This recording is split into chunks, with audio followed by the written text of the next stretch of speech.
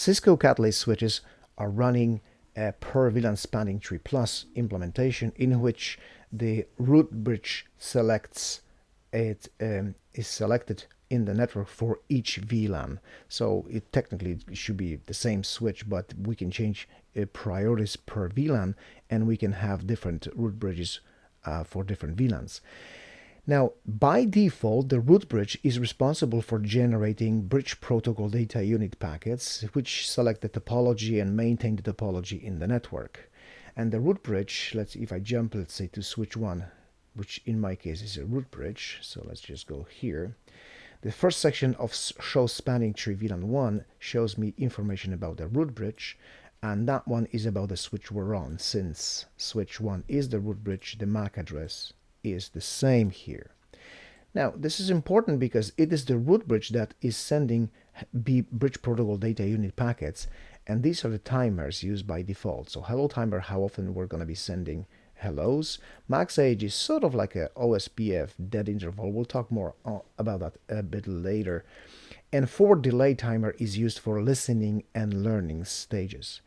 In the worst case scenario, when there's a topology, the delay for the traffic between, let's say, those computers could be up to 50 seconds. If they go first blocking state, they might stay there using this max H timer 20 seconds. Then they transition to listening state, which is 15 seconds for delay. And learning, the same for delay timer is used, another 15 seconds to populate the MAC address table during the learning phase. So the maximum delay could be up to 50 seconds in the network when there's a topology change.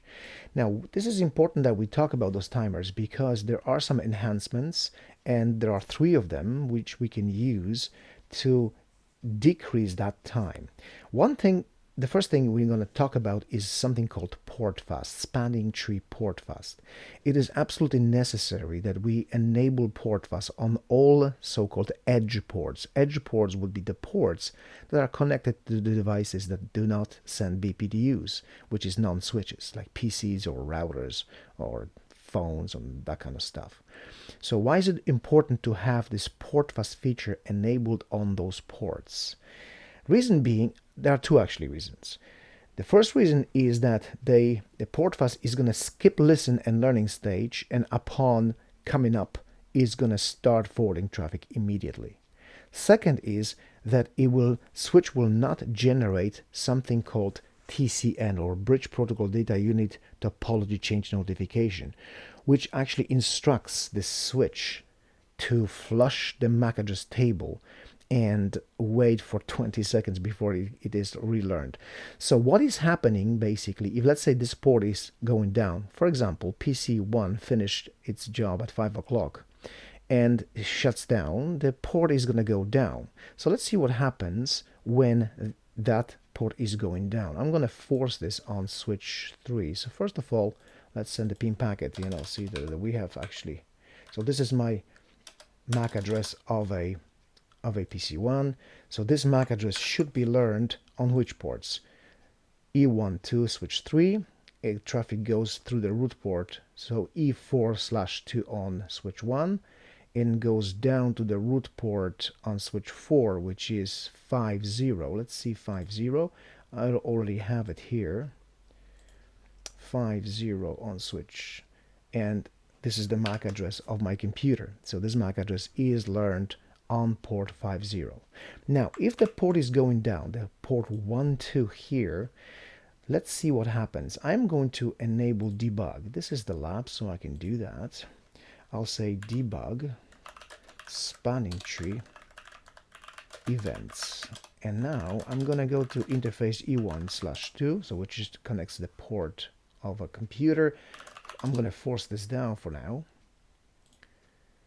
And let's see what happens when, obviously now the packets won't be sent because there's no connection. But let's see. So this is, my PC1 is trying to reach PC2, but the port is currently down. Let's bring this back up and see what the events in SpanningTree are going to show us. No shutdown. So the port just came up, but the traffic is still not working. And the reason it is not working is because the port went in from the down to listening state, and it'll stay there for 15 seconds, during which time the traffic is not forwarded. Then it goes to learning state, another 15 seconds, and now the traffic's still not going through. Only when the switch transitions to the forwarding, we will see those packets going through. So let's wait on forwarding. So now the packets went through.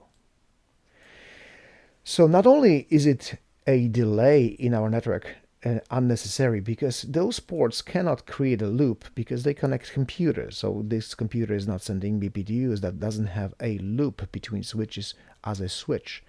So what is recommended that we use the Portfast on those ports. And what Portfast is going to do is going to skip listen and learning stages. So it's going to transition upon coming up immediately to forwarding. But this is not the only thing, the only reason we use Portfast. Once the port comes up by default, and this port is considered potential switch connection, which is not in fact, but it's considered, upon coming up, the switch tree is going to generate something called TCN, topology change notification, and it is sending this towards the root bridge. What root bridge is going to do upon receiving it in VLAN 1, it is going to say, hey, everybody listen up. It's going to start forwarding TCN to all other switches, saying, look guys, there's a topology change. You need to flush your MAC address table. So let's see that again. I'm going to shut this port down. And right now, let's double check the 50 port. Are we still? Oh, okay, there's no MAC address.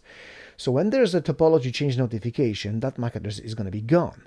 So normally, switch keeps information for 5 minutes. The idle timer is 5 minutes. Show MAC address table aging.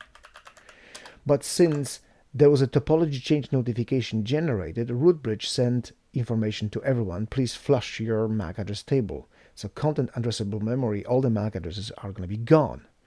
And they're going to be relearned upon, that 30 seconds delay we saw. So what can change is when I do on this port, this command, SpanningTree Portfast. What can change in this, it shows me the warning, hey, don't enable that on ports that can cause the loops. This is not the port that can cause the loop because it's connecting computer. So when it is now coming back up, let's just do the pinging again. Obviously it's not working, but let's see if I bring this port back up. No shut with the Portfast enabled.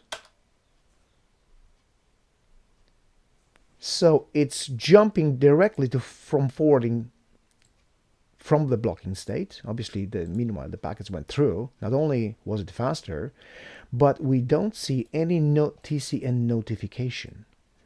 So the MAC addresses are not going to be flushed. And just to prove it, let's go back to switch 4, which currently should have MAC address of PC1 learned on port 50. I'm going to bring the port down again. Previously, it flushed this MAC address. Shut down, but switch 4 is not losing because there's no topology change notification generated towards the root bridge from switch 3. Root bridge is not sending any TCN out its ports, so the MAC address is still there. That's why upon bringing the port back up, we can quickly restore the communication. So those are the two reasons why we use Portfast. We don't send TCN notifications, and port can jump quickly from disabled to forwarding or blocking to forwarding upon coming back up.